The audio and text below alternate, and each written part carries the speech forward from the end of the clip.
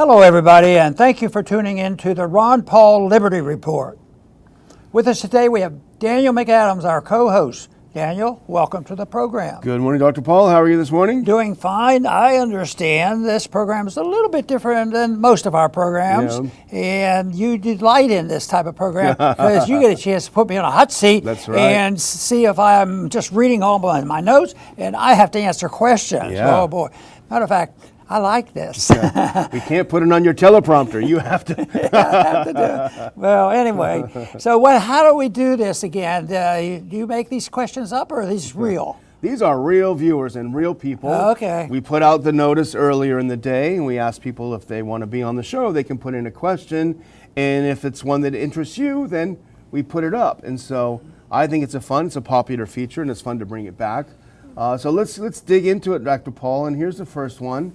Very interesting. Now this is from Sandra at Silvery Owls is her handle on Twitter X, and she asks, Dr. Paul, what would be the most realistic way to deal with the $35 trillion debt and return to sound money, seeing as there is no way to pay off this debt? Well, I like the question because it's recognizing one big point. Well, a couple. It's a huge debt, and it seems just impossible. What are we going to do with it? But we have to deal with it. And countries have done this many, many times, and even we've done it in this country. Well, we did it with gold in 1971. We were bankrupt then, and we had to really shuffle things and adapt to it, to admit that we had really undermined and devalued our dollar. But $35 trillion, that's a lot of money. And it's going up exponentially. Just the interest on paying the money to pay on the debt is outrageous, and it's just it's a collision. And more people are realizing this, but not enough people. Congress talks about it, but it's all lip service. They just talk about it, and we have to do something about it, and do something about it. I think it's sort of a partisan thing there because you have a lot more Republicans pretending they're going to do something, but then they never do anything, and that's why I get disgusted with, we have a new president, a new Congress, and things will happen. Well, I've been in Congresses where everything was Democrat, and they were spending too much money. Then one time, for a short period of time, we had the House and the Senate and the presidency, and it went up big time. So that's not a solution. And the one thing about the question is, I think the most important thing is that we don't deceive ourselves. We have to admit it. Because if you say this is no big deal, we've gotten by. People, when it was 30 or 25, we said it was way too high, and it was.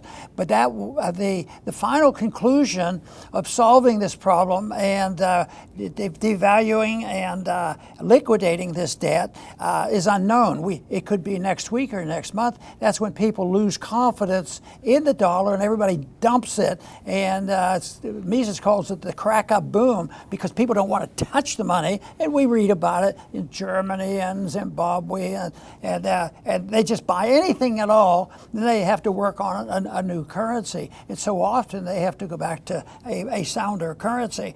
But the most important thing on this is the truth. You can't say, well, if we elect a new president, if we just had a few more members of Congress, or get control of the House or the Senate, because it involves the appetite by the people who have become addicted to these programs, and their appetite, even those who think that it's big trouble and it's a mess and they're for cutting other people's bonuses. So that's one thing that they'll argue for.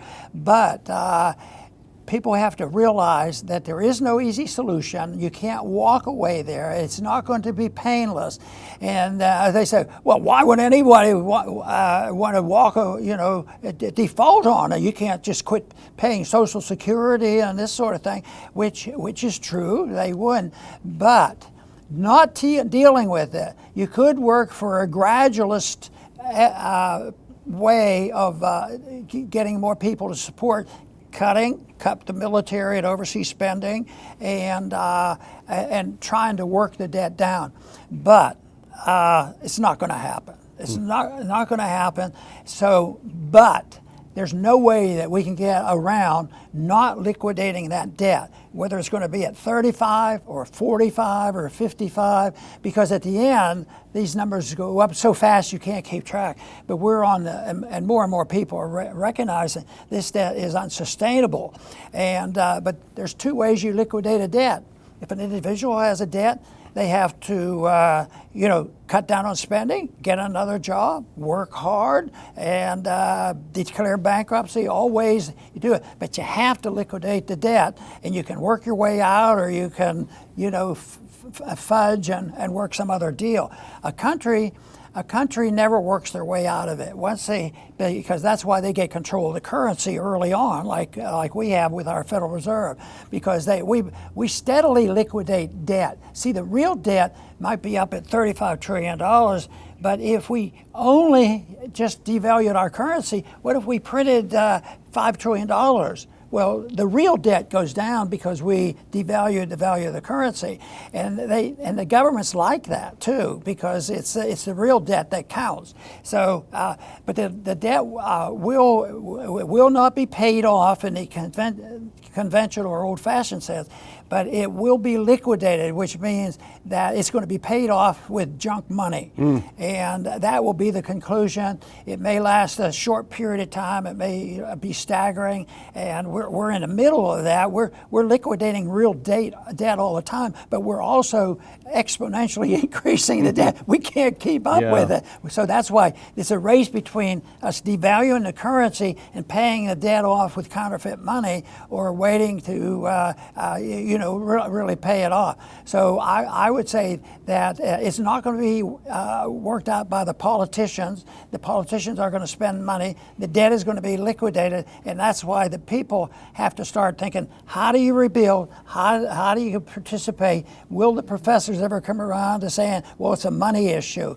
So it's a big job to do. But the most thing the common person can do, and they are, is a lot of people realize this and they're trying to protect themselves. The people who own their homes and they don't have too much debt, there is a benefit to that because it's a real asset. The other thing is dealing with the precious metals. The other thing is to have an ability to support your family and defend your family. There's all kinds of survival things to do, but you can't depend on the government coming around and cutting the spending. And I think admitting the truth, and that we know where the problem is and we know what's coming, so therefore we have a job of education and preparation, and I think it's a very serious problem.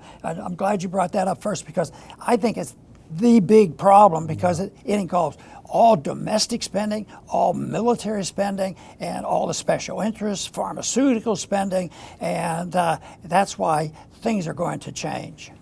All right, well, let's move on to the second one, and this is brought to us by Tyler Jordan, who is at The Dark Pill, I believe, on Twitter X.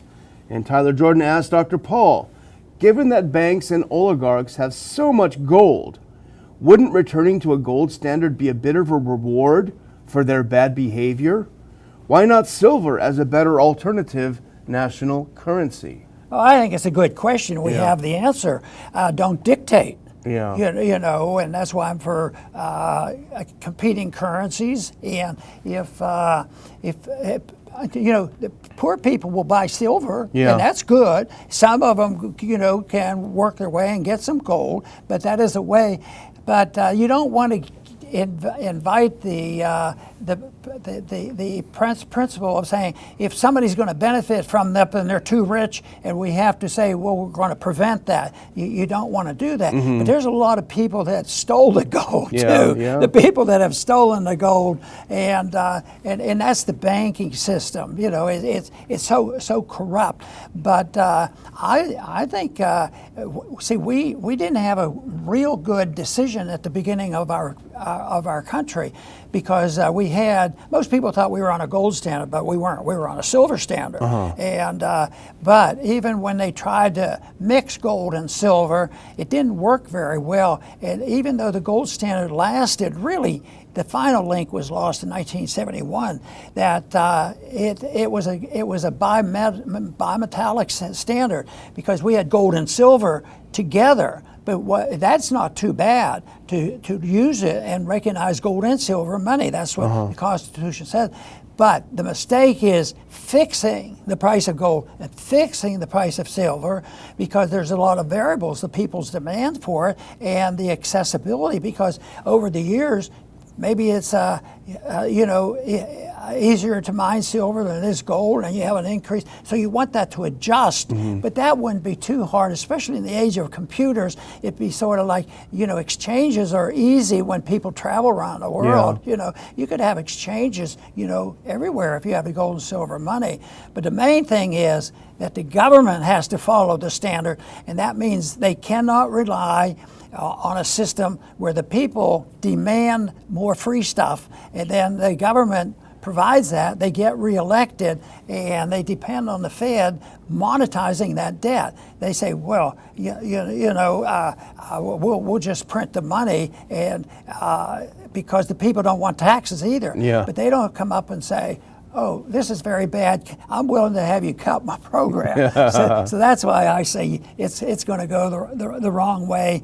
But I think I don't get into the business of advising people, you go out and do this.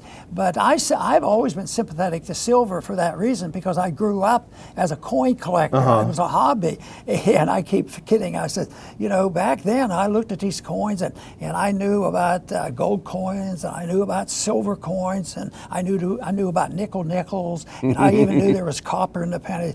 But, we gave up on the gold standard, and that didn't solve our problem. So we gave up on the silver standard, and that didn't do too much. Then we gave up on the nickel standard. We couldn't even have nickels in our nickels, and we can't even afford a copper standard. That's because we've endorsed the principle that we want a free ride, and we think we can get away with it, and that's in collaboration with the bankers and the people who believe they're going to get benefit. The people are suckered into this, thinking, well, we can't go with that crazy stuff that Ron Paul thinks about. They might cut back on my benefit. Yeah, my yachts. What we're facing, they're going to get cut back on the benefit. But I think I like to think of money as a weight, and that was one idea that came out of the Gold Commission. And I like that there is a coin, the Silver Eagle, and it's 1 ounce, and I think it's a usable currency, but because it's even the old money has silver and gold in it. Yeah. And that you can use those in a crisis. Yeah. So anyway, I don't think the goal has to be, well, somebody that's rich has some gold and we have to punish them. That's too much interference. And one problem we have is too many very rich people that have made a living have made more money off inflation, and they're not worrying about restoring the gold standard. Yeah. Well, let's look at the last one. Now, this is a little bit different. We always like to end on a little bit different of an approach, and this is from NATO Ham. He's at Nathan Hamilton 20. Hamilton without the N, and he asked, if you could start all over again at this point in time, would you get involved in politics again, or would you maybe give the private sector more of a run for the money? Well, as it turns out, I was one that had ideas, I had goals, and wanted to be a doctor and was doing this, but I also believe a little bit of sometimes you don't have total control of what you do. We have free will, and we make our decisions, but sometimes, I got exposed to Austrian economics, and I hadn't heard about that in college, and it fascinated me. I wanted to speak out. I didn't decide to be in politics. I never did, and that wasn't my goal. And I never got very good at politics. But I wanted it as a platform because I believe so strongly that the principles of liberty were so important, and it was a sounding block for me. And I think that was a discovery made gradually, and I can't define it. It probably had to do with family backgrounds, the work ethics, and the principles of liberty and honesty, and that's why I wanted to talk about it. And then I became outraged personally about evil wastefulness of our governments, whether it was the monetary issue, whether it's the runaway spending and what we're witnessing now. And as the years went on, I became more concerned about, the wars that we fight, what we talk about all the time. So that was a strong motivation for me. So if it was back when I was deciding what I'd do, I'd probably do the same thing.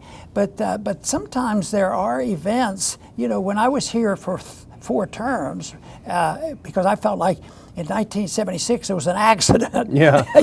I was speaking out about money, and then all of a sudden there was nobody in 1974 that wanted to run as a Republican. And so I say, oh, maybe I can get a few people to listen. I never dreamed that, my wife warned me. She says, that's dangerous. You're liable to, she said, you're going to get elected.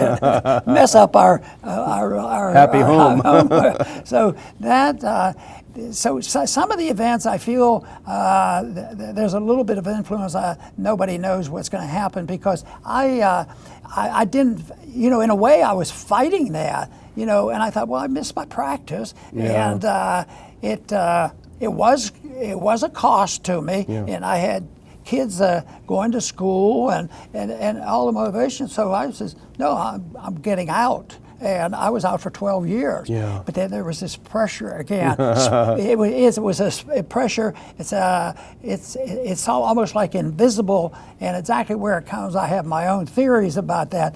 But the pressure was to speak out. Yeah. And that's why in 1996, I decided, to run again, and thinking, well, maybe there'll be more people that are interested. And to my pleasure, I found out there were more right. people. Yeah, and that's where I'm an optimist. I think, over the years, especially with the presidential races, I knew exactly what the politics of it was all.